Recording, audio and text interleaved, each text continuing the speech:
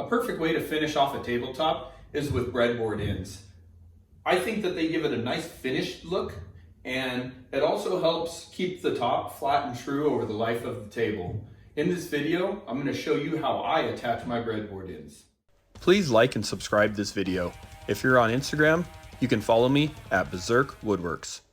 As you can see, I use the Festool Domino to attach my breadboard ends.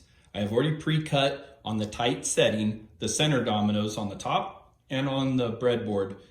I'm going to dry fit it right now, mark where the outer dominoes will go, and then we'll move on to the next step.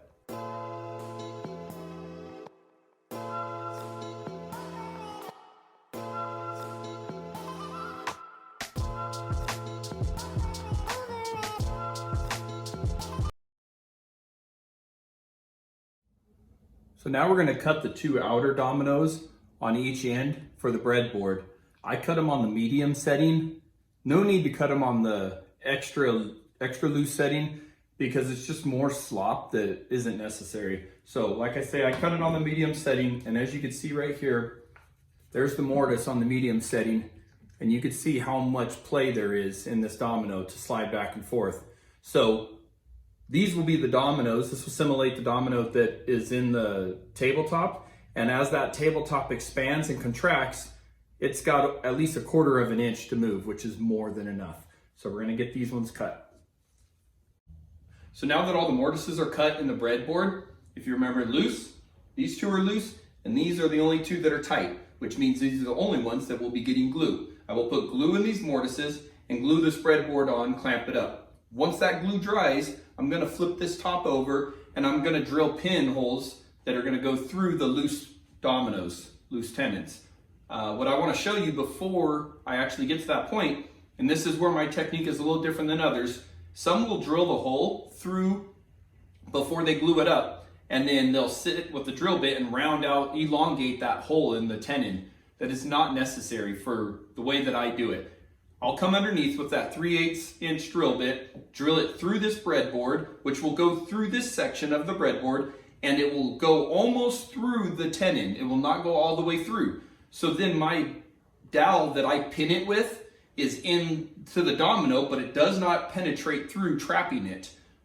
That dowel will flex. It has some flex to it, so there's no need to drill all the way through. There's no need to elongate that hole. By doing it this way, you will get a tighter pin, which will keep this breadboard held tighter to the tabletop. So let's get this glue up on and I'll show you as we move along. Okay, so the breadboards are glued on. Flip the top over, this is the bottom side.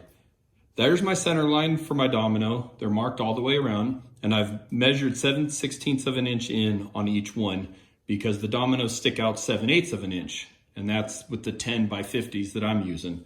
So as you can see, this is basically what I'll be doing. I'll be coming and drilling a 3/8 hole through the top into the domino, but not all the way through. And as you can see, this type of style, it allows that domino to shift around a little bit, which is more than enough for expansion and contraction on this type of wood. And then it gets pegged in with this dowel. I'll pull this out and show you. You can see there's the domino with the hole drilled in the center. It's not all the way through. This will come down, this peg's in there, and it allows it to move just that little bit. So let me get all these cut.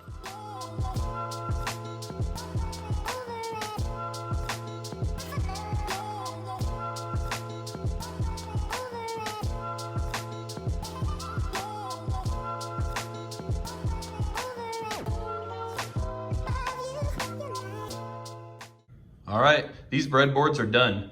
As you can see, after I glued the dowels in, I took a small block plane, shaved that dowel down. Gonna go ahead and hit this all with the sander.